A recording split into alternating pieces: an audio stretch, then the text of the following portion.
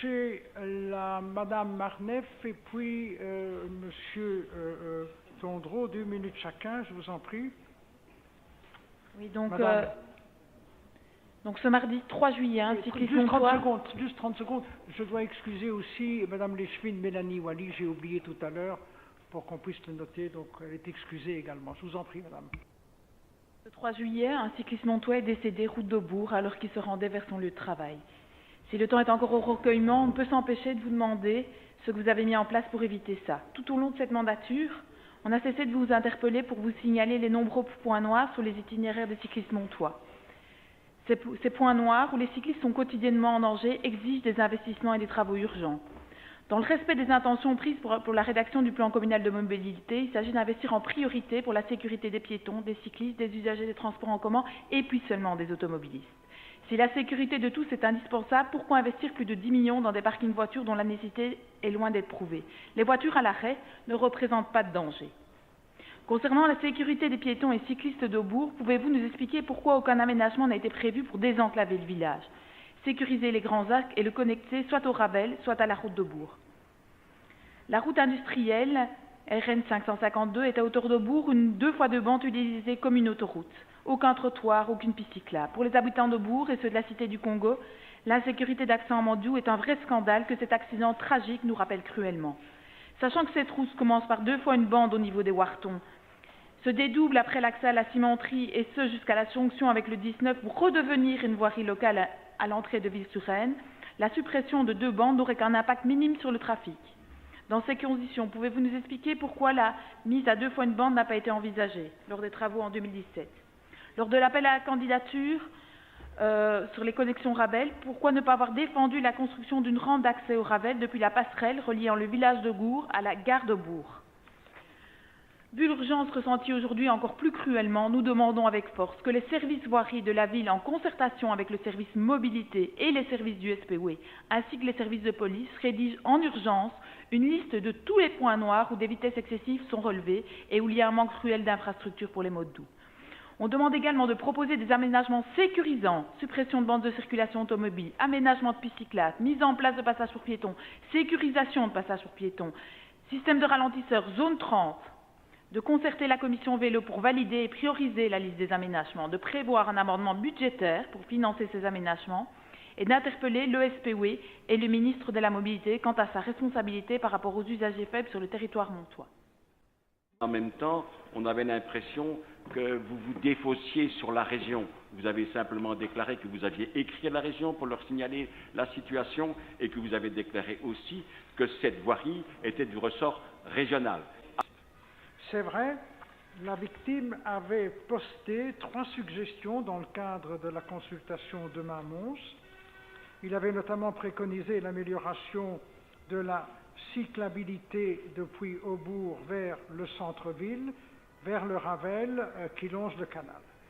Il avait d'ailleurs demandé qu'à défaut d'aménagement cyclable spécifique à la route d'Aubourg, qu'on fasse un marquage au sol.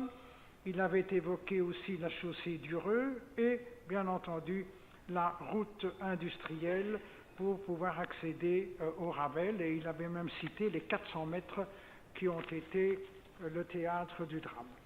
Il avait signalé que malgré le récent déplacement de canalisation sous la voirie, bande de circulation longeant le canal, le Ravel et la nécessaire réfection de cette bande de circulation qu'on a suivie, aucun aménagement n'avait été intégré.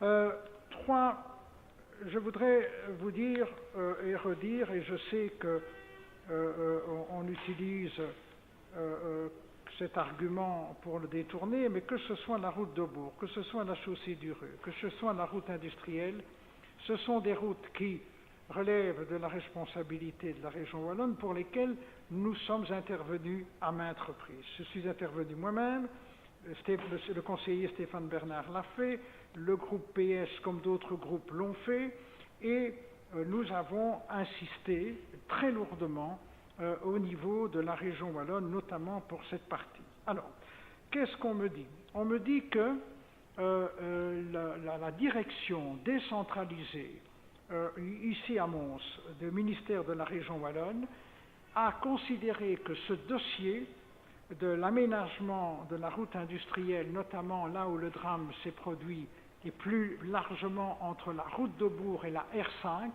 que ce dossier est prioritaire. J'ai moi-même demandé au ministre des Travaux publics d'accorder non seulement le bénéfice de l'urgence, mais la priorité absolue. Il en coûterait, selon les ingénieurs, quelques 6 à 7 mois.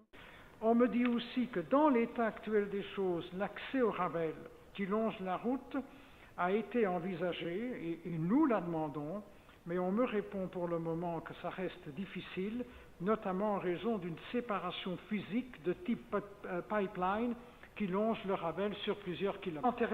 Nous avons eu une réunion il y a quelques mois avec les fonctionnaires de la région wallonne, le ministre lui-même, le collège. Nous avons listé un nombre incalculable de points noirs et nous avons insisté pour que les travaux puissent se réaliser dans les meilleurs délais.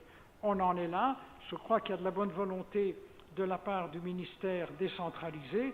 Il faut maintenant que les budgets puissent être rapidement débloqués. Et si les budgets pouvaient se débloquer dans les prochaines semaines, on m'assure que les travaux pourraient être réalisés après qu'on ait effectué un cahier des charges rapidement. Madame, je vous en prie. Je suis fortement interloquée par votre réponse, ainsi que par celle qui a été faite via communiqué de presse, ainsi que sur le compte Facebook de la ville. 2 éléments m'interpellent par rapport à vos déclarations. Le premier, par rapport au fait que les déclarations disent que la route industrielle a fait l'objet de nombreuses demandes de la ville et qu'un projet d'aménagement avec sécurisation est prévu. Vous disiez, il était dit que les travaux devaient débuter au plus vite. Ces déclarations sont en contradiction totale avec les affirmations du directeur des routes de Mons, M. Yves Foblet, qui précise via voie de presse que ces travaux ne sont pas prévus dans la programmation 2019-2024 et qu'il nécessite une étude approfondie qui sera longue et qui n'a pas encore été réalisée. Ces déclarations contredisent également les réponses faites par le ministre Carlo Di Antonio au député Mathieu Dalle, qui le questionnait en mai dernier à notre demande sur la mobilité douce à Mons. Une des questions était: le ministre compte-t-il faire des aménagements entre la gare d'Aubourg, le village d'Aubourg et le Ravel? La réponse était que ce serait opportun, mais que la faisabilité technique et l'estimation du coût n'ont jamais été étudiées jusqu'ici. Aucun dossier n'a jamais non plus été présenté ni au conseil communal ni à la commission de vélo. Sur cette base, dans ces conditions, faites-vous de telles déclarations? Deuxième élément interpellant est que vous reconnaissez le caractère dangereux de cette route, mais que vous rejetez la responsabilité sur la région wallonne. Dois-je vous rappeler l'article 135, paragraphe 2 de la nouvelle loi communale? La Cour d'appel de Bruxelles a précisé dans son arrêt du 24 septembre 2002 la portée de ce devoir, notamment l'obligation pour les communes d'assurer la sécurité de la circulation sur toutes les voiries publiques. Cette obligation les oblige à prendre toutes les mesures nécessaires pour prévenir les accidents et sécuriser la circulation lorsque la sécurité des usagers est mise en cause à la suite d'un quelconque incident. Et il ne manque pas sur cette route. La commune doit prendre toute mesure immédiate et adéquate afin de rétablir la sécurité en attendant que les services compétents interviennent pour remédier à la situation. Si la commune ne le fait pas, elle risque de voir sa responsabilité engagée sur base de l'article 135. La responsabilité de la ville de Mons pourrait donc être engagée et on peut sérieusement se le demander s'il y a défaut de prévoyance dans le chef du collège, dans son devoir de police. Ce n'est pas notre rôle ici d'en juger. Néanmoins, il s'agit maintenant de mettre en place les mesures de neutralisation du danger. J'insiste donc, en plus de ce que j'ai dit dans mon interpellation, sur des mesures d'urgence sur la route industrielle à Aubourg, et non pas en interdisant l'accès aux vélos et aux piétons, qui, à certains endroits, notamment des personnes qui viennent de la cité Congo et qui vont jusqu'à Ville-sur-Aisne pour conduire leur enfant à l'école avec des poussettes. Il faut mettre des bandes de travaux si nécessaire sur une des bandes de circulation dans chaque sens. Et donc, pas seulement sur la route industrielle de Bourg, il faut également des mesures d'urgence sur le pont de Glin, sur l'avenue de Jemap, sur la rue Grande-Amézière ou encore la route d'Ath, où il n'y a pas de passage pour piétons à hauteur des arrêts de bus, alors que nous le demandons, nous le réclamons. Il faut également des investissements pour de nouveaux aménagements sur la grande voirie, au grand large, avenue Mestrio, rue des Viaducs. Et je prends la peine de le citer, c'est pas anodin. S'il y a un accident encore à cet endroit-là, on ne pourra pas dire qu'on ne l'a pas dit. Et j'insiste en dernier lieu sur l'intégration d'un volet vélo dans les travaux programmés, notamment rue d'Asquilly, dont on parlait au dernier conseil, où on ne sait pas reporter un cahier de charges pour faire des aménagements vélo. Également sur la rue Evine van der Bel, rue du Moulineau. Et je viendrai au premier point à l'ordre du jour également sur ce qui n'est pas prévu. Les cyclistes mondois ne doivent plus jamais être victimes du manque d'aménagement. Les mesures de responsabilité, je ne comprends pas comment vous essayez j'allais presque dire, excusez-moi de l'expression, de vous en laver les mains en disant ben, c'est pas moi, c'est la région. Voilà. Juste quelques précisions. D'abord, on assume toutes les responsabilités qui sont nôtres et nous continuerons à le faire.